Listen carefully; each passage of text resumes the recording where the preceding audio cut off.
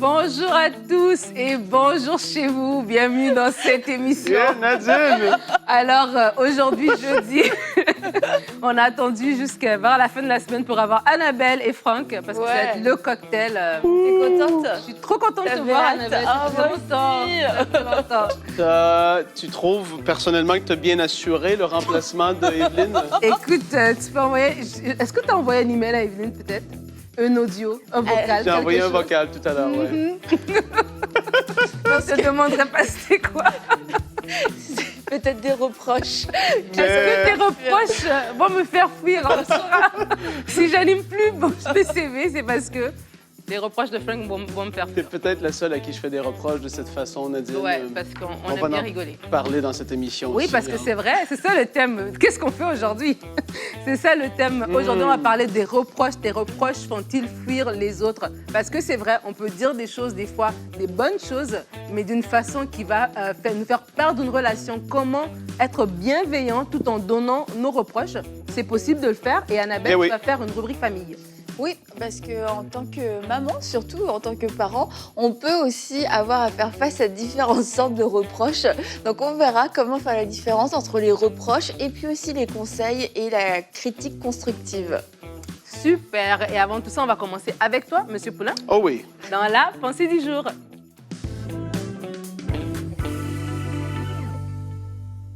On va parler de reproches et on va aller lire ensemble dans Matthieu, chapitre 17, les versets 17 à 20. C'est Jésus et c'est un super exemple de reproche, justement, ce qu'il en a fait. Et c'était pas toujours forcément agréable à entendre, j'en suis certain, mais il l'a fait. Et là, on lit au verset 17. « Race incrédule et perverse, répondit Jésus, jusqu'à quand serai-je avec vous? » Et là, vous vous souvenez, c'est cette histoire où est-ce qu'il y avait un petit garçon qui avait besoin de délivrance. Son père était venu courir à Jésus. « S'il te plaît, aide-nous, etc. » et tout ça. On peut lire ça aussi dans Marc, chapitre 9, si ma mémoire est bonne aussi.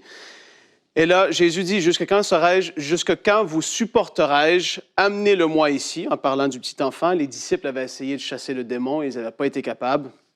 Au verset 18, Jésus parla sévèrement au démon qui sortit de lui et l'enfant fut guéri à l'heure même. Alors les disciples s'approchèrent de Jésus et lui dirent en particulier. Et là, dans Marc, on voit justement qu'ils s'étaient retirés avec les disciples, ils étaient ensemble, et là, il y a un à un qui se fait. Et là, les disciples posent la question à Jésus et ils lui dirent en particulier, « Pourquoi n'avons-nous pas pu chasser ce démon? C'est à cause de votre incrédulité, leur dit Jésus. Je vous le dis en vérité, si vous aviez de la foi comme un grain de sénévé, vous diriez à cette montagne, transporte-toi d'ici là, et elle se transporterait. Rien ne vous serait impossible. » Là, on a un exemple ici de Jésus qui fait un reproche, et même plus qu'un reproche. Et puis là, je veux apporter quelques points sur comment pouvoir apporter soit, je vais le dire comme ça, une critique constructive, un reproche, pouvoir parler à quelqu'un, que ce soit dans votre vie professionnelle, peut-être au travail, des gens que vous êtes dans une position d'autorité dans votre métier, et puis vous voulez parler à des gens, mais vous ne savez pas forcément comment le faire. Et tous les fois que c'est arrivé, ça a créé une explosion et des gens qui ont quitté peut-être l'entreprise ou qui ont fait des plaintes par la suite à vos patrons parce que ça s'est mal passé, ou dans votre famille, c'est comme ça aussi, les enfants se retrouvent découragés et votre femme très énervée. Donc, il faut comprendre que tu dois prendre en considération l'état de la personne qui se tient devant toi. Dans quel contexte est-ce que tu te situes présentement à ce moment où est-ce que tu es sur le point de faire ce reproche ou cette remarque? Prendre en considération l'état de la personne. Tu veux établir une atmosphère sécuritaire où est-ce qu'il va y avoir une discussion, où est-ce que les gens vont se sentir bien. Et évidemment, d'une personne à une autre, ça peut varier aussi par rapport à cette atmosphère sécuritaire, comment la créer. Tu veux aussi t'assurer que les gens comprennent ton cœur avant de faire de mauvais commentaires sur quelque chose. Évidemment, les disciples connaissaient le cœur de Jésus. Les gens, là, ils avaient vu, ils le côtoyaient depuis maintenant un bon moment. Ils savaient, quand il disait quelque chose qui pouvait paraître dur, c'est parce qu'il y avait un but derrière. Après ça, tu veux aussi le faire avec un ton de voix qui soit contrôlé, évidemment, tout dépendamment, tu es avec qui. Et il faut comprendre que la critique constructive est obligatoire dans la vie, surtout si tu veux progresser ou si tu veux faire progresser les autres autour de toi, à tes côtés, tu vas devoir faire ces choses. Maintenant, Jésus, quand il a fait cette remarque, il l'a fait un à un avec les disciples. Pour toi, dans la vie, je veux t'encourager à faire attention de ne pas faire ces choses publiquement où est-ce que ça peut créer un malaise ou est-ce que d'autres peuvent entendre alors qu'ils ne devraient pas entendre ces choses, je veux t'encourager à le faire à l'exemple de Jésus, sachant que c'est obligé. Maintenant, on va en parler dans la discussion. On a même vécu plusieurs expériences et moi, j'en ai vécu une même très récemment. Je vais pouvoir vous communiquer, vous partager avec les gars ici à UMCI. Mais les remarques sont une obligation. Si les gens veulent pouvoir progresser, ils doivent accepter les remarques aussi. Mais là, on parle plus de comment pouvoir les donner. Voici quelques exemples, quelques clés, quelques points que j'ai pu vous donner. Et on continue, Nadine, dans cette discussion. Merci, M. Poulin, pour cette belle pensée. Hein. Et vraiment, ce que tu dis par rapport à Jésus, quand tu parlais, je dis, c'est vrai, c'est que Jésus, il disait la vérité. Parce que des fois, il y a des gens qui ont peur de faire des reproches, ils voient des choses se passer, ils ont peur d'en parler parce qu'ils ont peur de perdre la relation. Mais Jésus pouvait dire la vérité, oui. Mais il disait la vérité tout en respectant la relation, en respectant cette intimité qu'il avait avec ses disciples. Ses disciples ne se sont pas sentis comme si, bon, à partir d'aujourd'hui, ne travaillez plus avec moi, je vais me chercher de nouveaux disciples qui, eux, ont plus de foi. Non, ils savaient que malgré qu'il y avait cette remarque était pour les aider à s'améliorer. Et justement, même dans leur temps d'intimité ensemble, ils pouvaient partager pour aller plus loin. Et des fois, c'est là que le bas blesse quand on fait des reproches. Est-ce que, justement, comme tu as dit, c'est une relation qui est... C'est un moment qui est sécurisé. Donc, la reproche, je sais que je le prends pour m'améliorer et non pour être cassé, en fait. Oui, en effet. Et puis, quand les gens te connaissent, ça change tout pour moi. Moi, si je suis dans un contexte où est-ce qu'il y a des gens qui te connaissent, c'est-à-dire, mettons, à l'église locale, dans ton église locale, il y a des gens qui te connaissent peut-être parce qu'ils t'ont vu sur le haut de l'estrade, mais ils ne te connaissent pas dans la vie privée un peu plus ou personnellement. Donc, quand un pasteur arrive et c'est bing, bang, boum, tu vois, il dit les remarques et puis là, tout le monde sont démolis et puis il n'y a plus personne qui a envie de travailler ou de servir. Mais là, il faut peut-être prendre en considération ces choses-là. Quand tu connais, par contre, les personnes avec qui tu travailles, tout comme l'autre jour, justement, on avait eu... c'est le moment du partage de ton temps. On avait eu un événement. Vous voyez comment Nadine aime les potins et les petites histoires, anecdotes. Vous connaissez plus Nadine maintenant? Non, c'est pas vrai. Mais on a eu un événement et puis après l'événement, ça n'avait pas forcément été facile. Et là, les gars étaient là et puis ils m'ont regardé et j'ai dit, les gars, c'était pas parfait, mais on s'en est bien tiré. Et puis, en fait, moi, je vois le but à atteindre et je le communique. Ils ont bien ri parce qu'ils ont dit, ça, c'est Frank, c'était pas parfait, mais on y est arrivé. Mais c'était la réalité. Mais tu vois, c'est qu'ils connaissent mon cœur et si j'aurais dit ça à quelqu'un d'autre, ils auraient pu vraiment mal le prendre. Mais tout dépend du contexte, dans l'environnement dans lequel tu te trouves. Et puis, je n'ai pas donné plus de détails que ça, Nadine, parce que je veux que tout le monde reste à l'aise et justement respecter tout le monde. On en parle après. On en parlera après, oui. Ça te concernait d'ailleurs. Non, c'est pas vrai. Mais dans la Bible, on voit que l'amour et la vérité vont toujours ensemble. Enfin, souvent, en tout cas, ça va de pair. Et des gens qui veulent absolument marcher dans la vérité, mais qui n'ont pas l'amour, ou en tout cas qui n'ont pas la forme de l'amour, ça va être très piquant, ça va être difficile.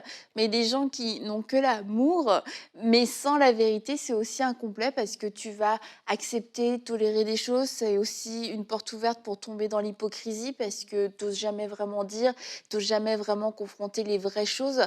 Donc, c'est de trouver cet équilibre entre les deux, comme Frank a dit, c'est de dire les choses, mais en même temps de créer un environnement où les gens connaissent ton cœur. Et c'est pas forcément une semaine, mais c'est juste d'établir en une phrase, écoute, je t'apprécie beaucoup. Ou alors, dans un cadre du travail, je trouve que ton travail est vraiment est de qualité. Et puis, de dire quelquefois, c'est juste cette phrase-là, en fait, qui va tout changer et qui va faire que chez l'autre personne, ça crée une bonne disposition. Et pour parler pour moi, et tu vois, Frank et moi, on a des personnalités assez différentes. Et on peut entendre la même chose et ça n'aura pas du tout le même effet sur Frank et moi.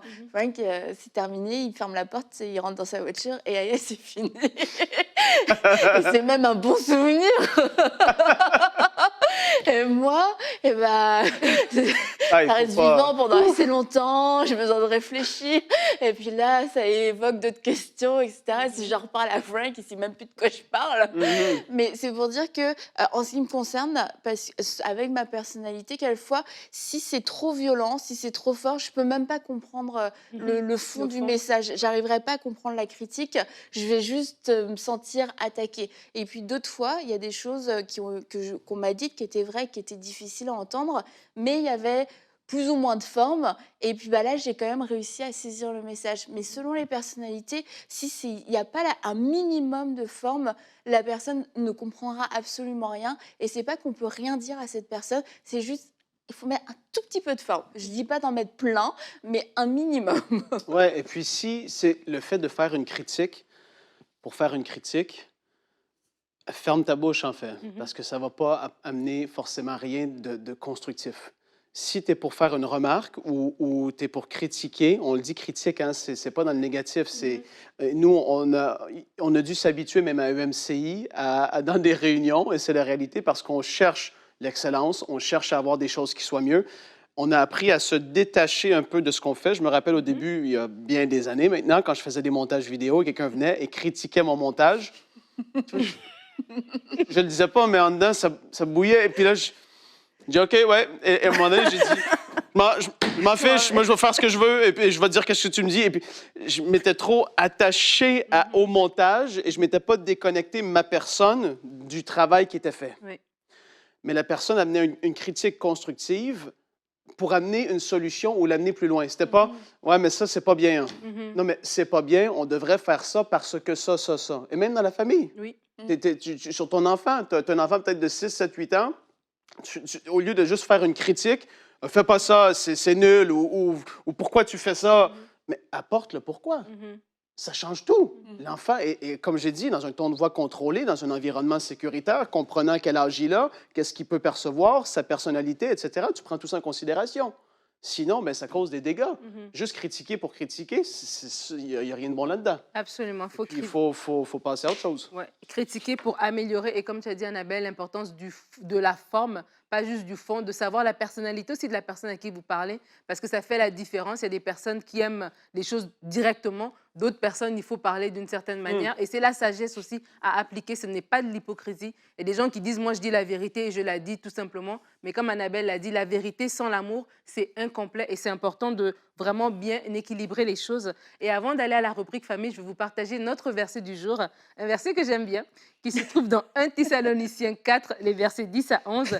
Paul va dire, mais nous vous encourageons, frères et sœurs, à progresser encore, à vous efforcer de vivre en paix, à vous occuper de vos propres affaires et à travailler de vos mains comme nous l'avons recommandé. J'ai l'impression, Nadine, que tu te sens concernée. Vous comprendrez que Nadine, le en fait, ce qu'elle veut nous dire, c'est juste mêle-toi de tes affaires et c'est bon. C'est excellent comme point, Nadine, bravo. C'est mon dernier point que je voulais dire, Ah ouais, c'est justement. vrai? Ça veut dire que tu n'es pas obligé d'avoir une critique ou une remarque. Surtout, on ne te demande pas ton avis, passe à autre chose. Mais tu sais, exactement, la parole est Tu sais, claire. là, Non, mais c'est très important. Des fois, il faut juste dire, est-ce que c'est dans mon champ de juridiction? Peut-être que c'est tout simplement pas de mes oignons. Et et des fois, c'est dans la famille que des personnes devraient justement appliquer ce verset. Je peux dire, avant que tu envoies la famille, de dire que malgré tous les bons conseils excellents qu'on a pu donner, il y aura forcément des moments où on recevra des reproches et ça va nous faire fuir parce qu'on n'aura pas la bonne réaction. Et on fera des reproches aussi, on aura beau y mettre de la forme et tout ce qu'on veut, mais la personne ne le recevra pas. Donc ça ne veut pas dire non plus qu'on est toujours à côté de la plaque, mais ça arrive que quelquefois ça passe pas. entre pas, ouais. Et c'est pas pour ça qu'on doit s'arrêter puis qu'on doit se dire ok, c'est la dernière fois que je parle. Oui, absolument. Et Annabelle, on va te laisser la parole. On va aller à la rubrique famille.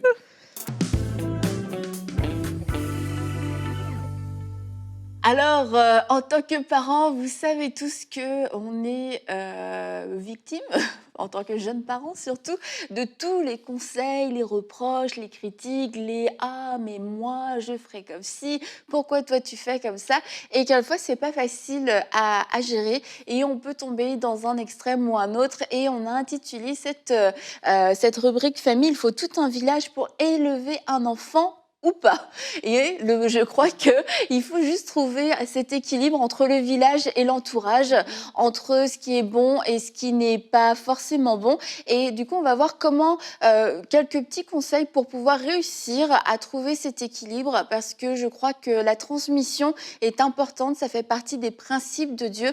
Mais pour qu'il y ait une transmission, c'est certain qu'il y a besoin d'avoir des ponts d'amour et des ponts de confiance qui se font. Alors, comment pouvoir, en tant que parent, recevoir la critique constructive, et comment aussi, quand on voit des parents, d'autres familles autour de nous, apporter des bons conseils et de la bonne façon. Donc la première des choses, c'est la question en tant que parent que j'aimerais vous poser, c'est qui a la responsabilité de l'enfant? À qui appartient cet enfant? Qui devra rendre des comptes pour cet enfant? Et en tant que parent, c'est nous qui avons la responsabilité de notre enfant. Donc ça, c'est le premier point à saisir. Puisque c'est ma responsabilité, c'est certain que je vais être la première personne en première ligne pour pouvoir savoir, qui doit savoir et qui doit chercher à savoir quoi faire pour bien éduquer, pour bien élever cet enfant. Et on voit cet exemple dans l'histoire avec Joseph et Marie.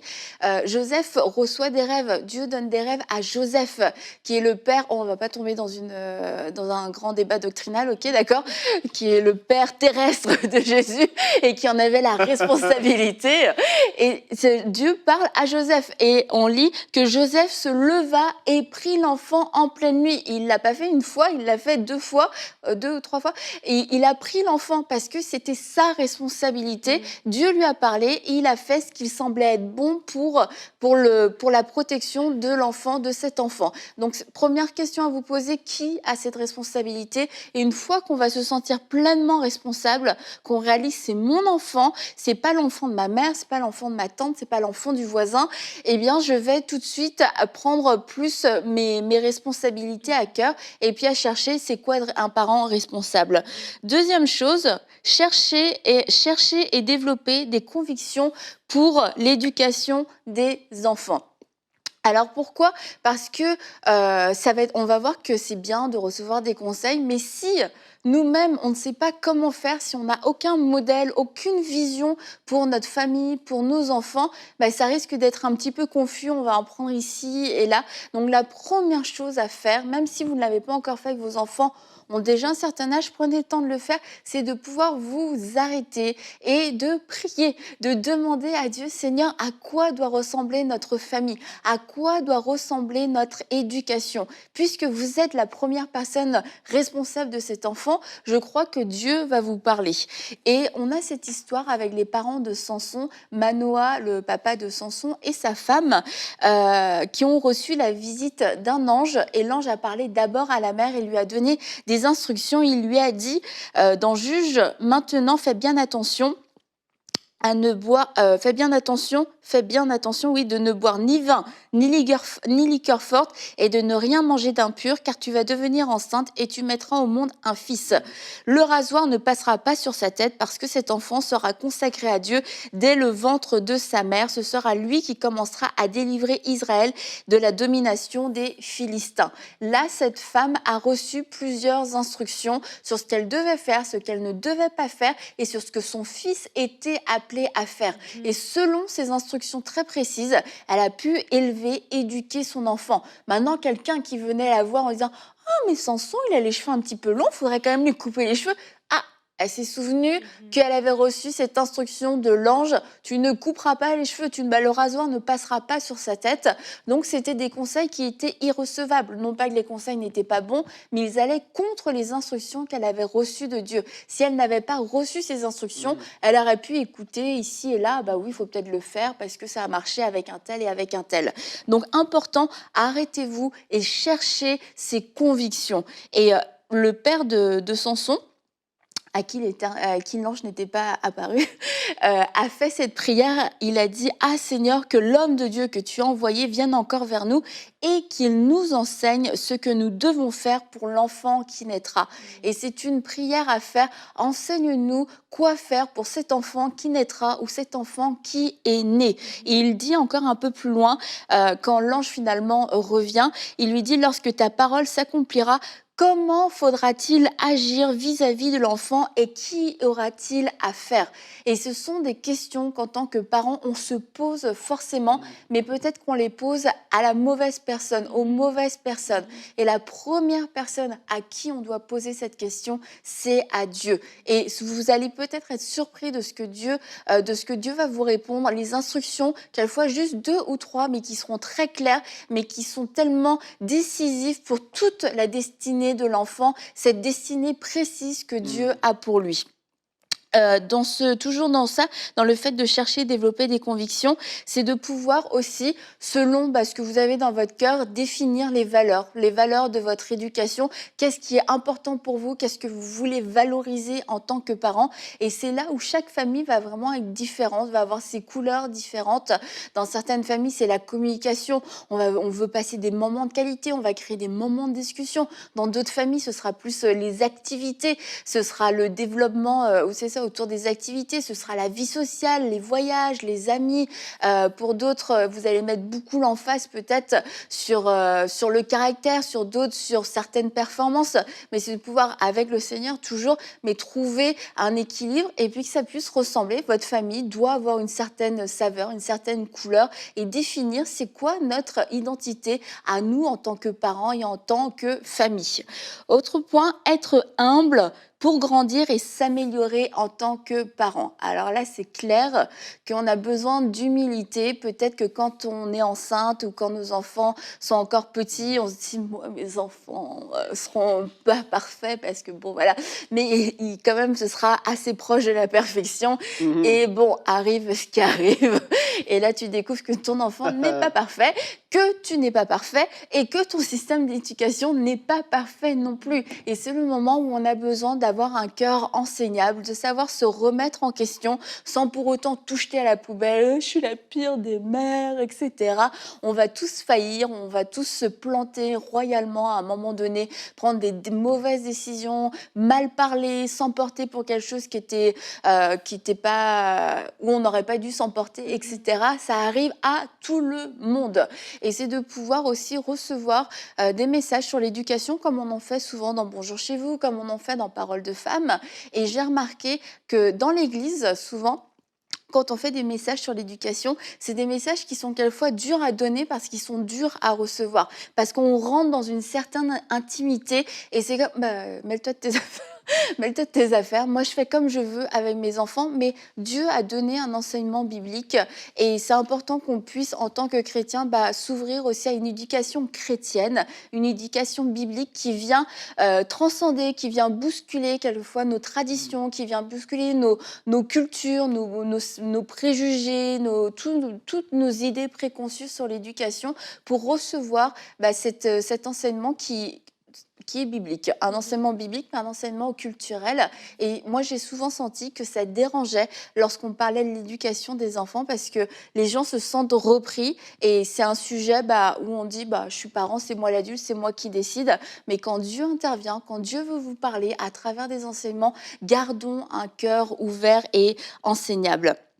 Comme Moïse avec Jéthro, quand Jéthro est venu parler à Moïse pour lui dire « mais ce que tu fais, c'est pas bien, tu t'épuises le peuple », Moïse n'a pas argumenté, il s'est dit « oui, c'est vrai que je suis dans la mauvaise direction », il a pris le conseil et puis ça a été pour le mieux pour lui et pour tout le peuple. Dernier point, c'est savoir faire le tri, parce que pour pouvoir faire le tri, il a fallu passer un peu par toutes ces étapes et comme je disais, la transmission fait partie d'un des moyens d'enseignement que Dieu a depuis la nuit des temps pour nous. Et il dit dans Tite, il parle aux femmes plus âgées, qu'elles ne soient ni médisantes, ni à donner au vin, etc., afin qu'elles doivent donner de bonnes instructions dans le but d'apprendre aux jeunes femmes à aimer leur mari et leurs enfants.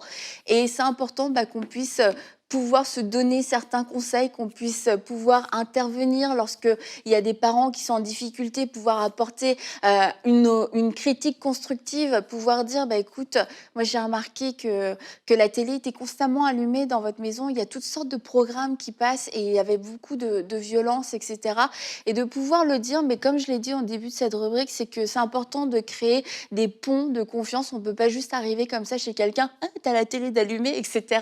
Donc c'est de pouvoir pouvoir avoir un cœur bienveillant, pour pouvoir donner certaines critiques, certains reproches, pour aider les autres, peut-être des plus jeunes mamans, en tant que mamie, en tant que belle-maman, en tant que tante, en tant qu'amie aussi. C'est s'assurer, je ne suis pas juste en train de vouloir imposer mon propre modèle d'éducation. C'est vraiment parce que je crois que c'est quelque chose qui va apporter quelque chose à cette famille, quelque chose qui va pouvoir aider, qui va pouvoir même sauver, protéger un enfant et s'assurer qu'on a ses dispositions. Et puis, en tant que parent, c'est comme la Bible nous le dit pour les prophéties, on examine, puis on retient ce qui est bon. Et ce qui est bon, c'est ce qui va pouvoir faire aussi la différence.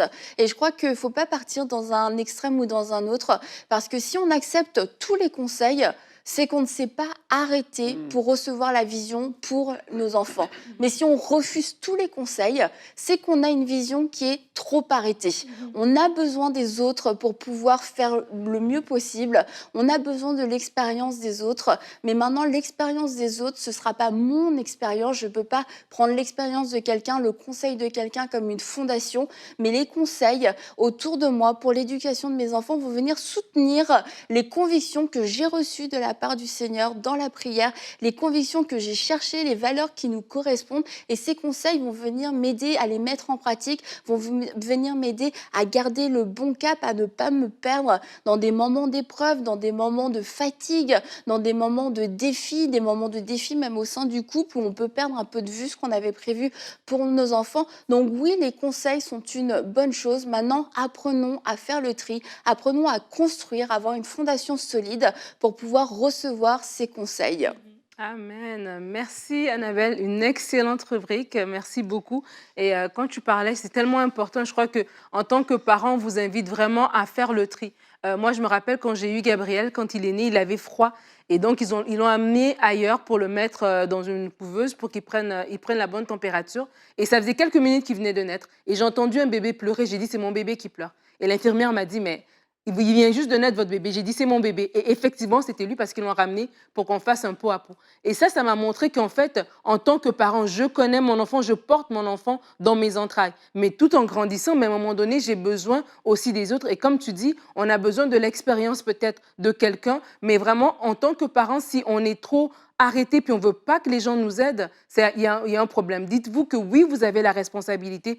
On ne vous arrache pas votre enfant en vous donnant des conseils. C'est pour vous aider parce qu'à la fin de la journée, cet enfant doit grandir et devenir un adulte qui va être épanoui, qui va contribuer à l'environnement dans lequel il se trouve. Donc, ce n'est pas en trop, mais vraiment, comme on a dit, faites le tri. Sachez que la responsabilité, elle vous vient d'abord à vous. Et fortifiez-vous aussi dans la prière, dans le Seigneur. Seigneur, tu m'as donné ces enfants. Tu me donnes la capacité de les élever. Tu me donnes la sagesse pour pouvoir le faire. Alors demain, on va se retrouver parce que notre émission est arrivée à sa fin. Et demain, nous allons avoir notre émission du vendredi, donc avec C'est mon histoire, un beau témoignage d'Alexandre qui va nous parler de comment il était violent, mais Dieu l'a transformé. Alors, nous espérons que vous avez apprécié l'émission d'aujourd'hui. Passez une excellente journée et bonjour chez vous.